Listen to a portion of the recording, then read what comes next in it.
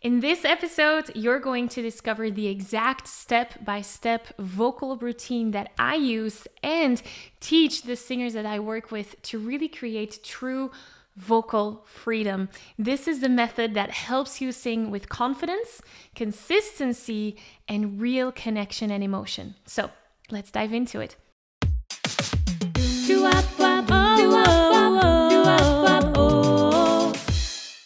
Hi, my name is Maggie. I'm the founder of the Singing Insiders, in which I help passionate singers and performers just like yourself become the best versions of themselves through singing. And in these episodes, you're going to get tips, techniques, exercises, insights all around singing to really up-level your singing skills. So let's take a look at this step-by-step vocal freedom method that really helps you to gain confidence and trust in your voice. Now, the mistake that I see many singers make when it comes to vocal freedom is thinking that it will just one day click. It will click when I've sang enough scales or when I've rehearsed my song over and over and over and over and over again. However, if you've ever had a moment where your voice didn't show up for you on stage, or where your emotions took over, or your emotions fell flat, or you felt too nervous to sing like yourself, then you know that repetition alone isn't enough.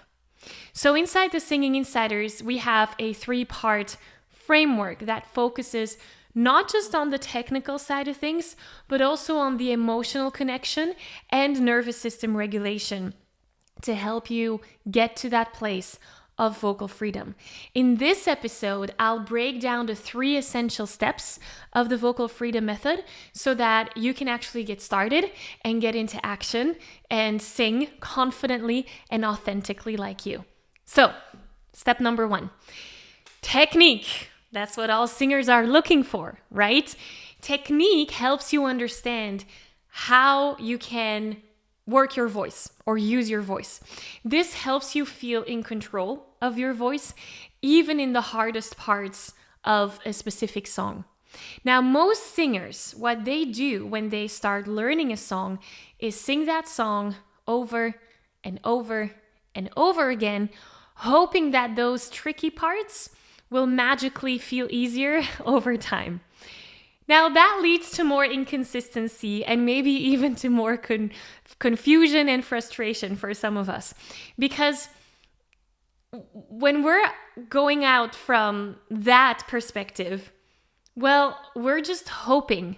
And some days it might work, and other days it might not. And then you don't know when you're actually performing that song if you can trust your voice that day.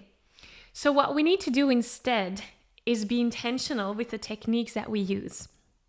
How do you do that? Well, first, you choose your song that you want to perform or that you want to sing, that you want to learn. My biggest invitation, and I say that to all singers that I work with, is get your song and then sing through it. And identify what your struggles are within that song. What are the challenging sections? Maybe it's a high note in the chorus. Maybe it's the transition between your chest voice to your mixed voice in a verse. Like whatever it might be, sing through the song and you'll notice that some parts go really easily and others are a little bit more challenging. Identify those parts first. Once you've identified those, that's where we can go into the next step.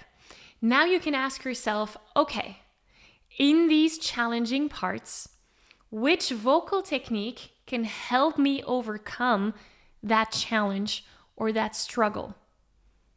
Maybe that's breath support, maybe that's vocal cord closure, maybe that's releasing tongue tension, maybe that's adding twang, like whatever it might be.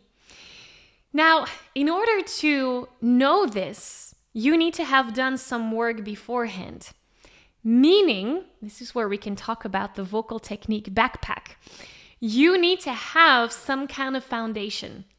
So the vocal technique backpack is where this is the metaphor of the backpack, right? Is where you're learning a vocal technique, for example, twang. You know how to apply it. You've done your exercises on twang so that your voice knows exactly how to apply twang. And so in that moment in time, that twang technique is in your vocal technique backpack.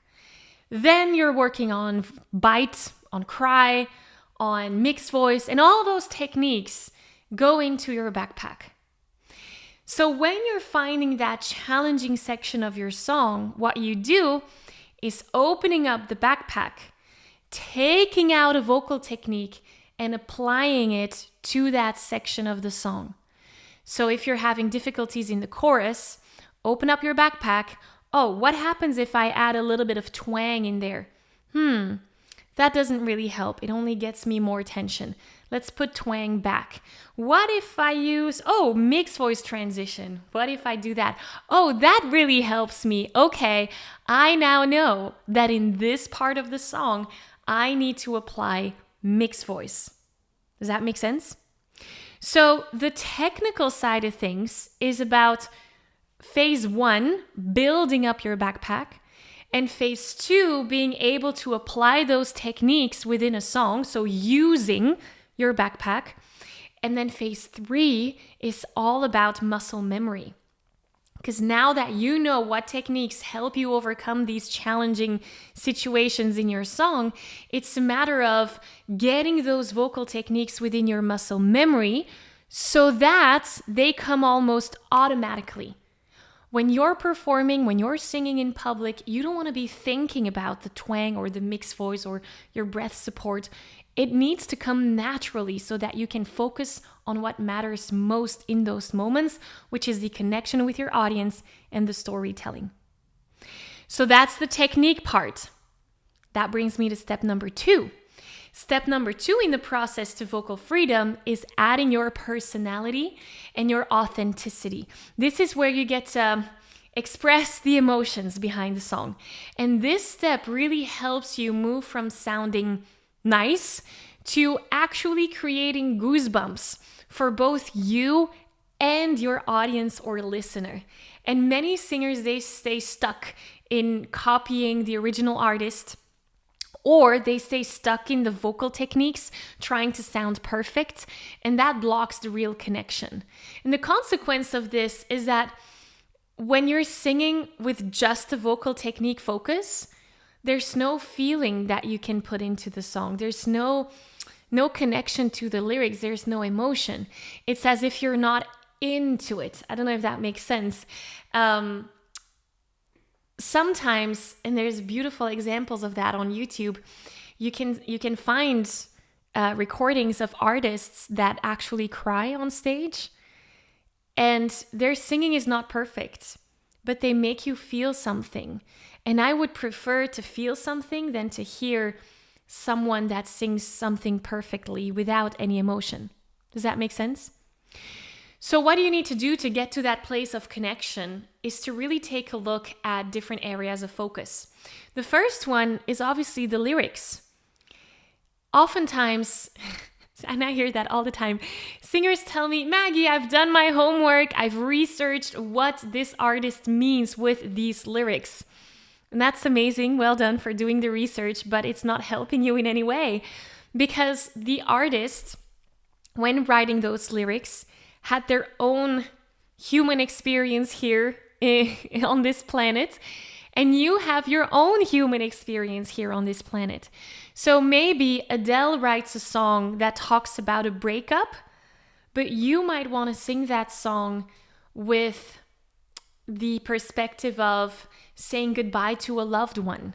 Maybe someone passed away recently and you're finding those lyrics matching the feelings that you feel right now about that person being away, right? So one person talks about a breakup, the other talks about a funeral, for example.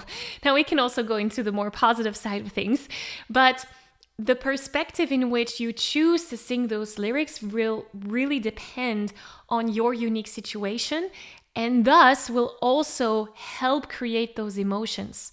Because if you're not going through a breakup right now, it might be hard for you to tune into that emotion.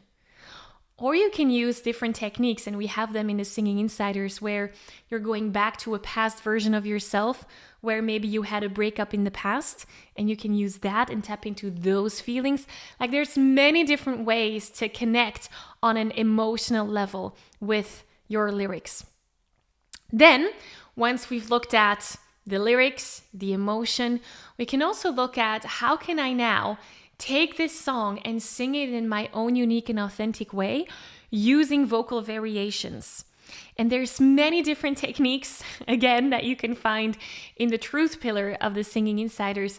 One example might be playing with short and long notes, or playing with rhythm, changing the melody, changing the tempo of the song. So instead of singing, let it be, what happens if I sing, let it be, let it be, let it be? I'm making it jazzy, right? So that's where vocal variation comes in and helps you make that song even more your own. Okay, so we had Step 1, technique. Step 2, that is where you have your authentic expression, connection to the song. Step 3 is nervous system regulation, so that you can trust your voice and yourself in any situation. This really helps for you to stay grounded and powerful when it's time to do something that might be scary for you, like performing and singing on stage, so that your nerves are not taking over. Now, most singers, they wait until they're feeling that anxiety, until they're feeling those nerves, before they're actually implementing this. Now, that's too late. When your body panics and your breath starts to get shallow and shorten and your voice starts to tight, that's where your confidence will disappear. So what we want to do instead is build a habit of nervous system regulations before that anxiety hits you.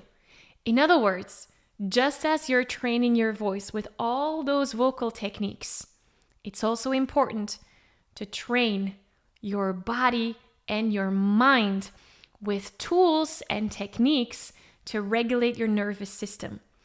The more you do that before a performance, the easier it will get to implement it when you need it the most. And that's why we have the Vocal Trust library in the Singing Insiders. You get tools like visualizations, breath practices, box breathing is a very famous one, different kind of meditations that you can do. Those are all things that you can include within your daily vocal practice to also train your body and mind connection before you're actually getting into that more scary place of performing on stage. Because in that moment in time, those tools, they're familiar to you. You know how to use them. And when you're then applying them when you need it the most, they will be even more effective. So it's really a matter of rehearsing those techniques and tools beforehand, not right before you need them, beforehand. This is a continuous practice. So, as you can see, true vocal freedom isn't just about singing the right notes, right? It's about aligning technique with authentic expression and nervous system regulation so that your voice feels strong, so that you feel like you can trust your voice at any point in time, whatever is going on, and that you're feeling safe, no matter where you're singing, whether that's on stage or in the shower or who is listening. So, when you're ready to go deeper with this method and finally break through your fear of singing in public, and you want to be able to do that without feeling self-conscious, I got a free training coming up that will help you with exactly that. And this is my invitation to you to join that free training so that we can keep this conversation going. I will link to it in the description here down below. It's completely free, and we're diving even deeper into those different elements of the vocal freedom method so that you can get to that place of joy and happiness and freedom and confidence and trust in yourself when you're singing. I'm looking forward to see you on that training. Thank you so much for hanging out during today's episode, and I'll see you next week. Bye.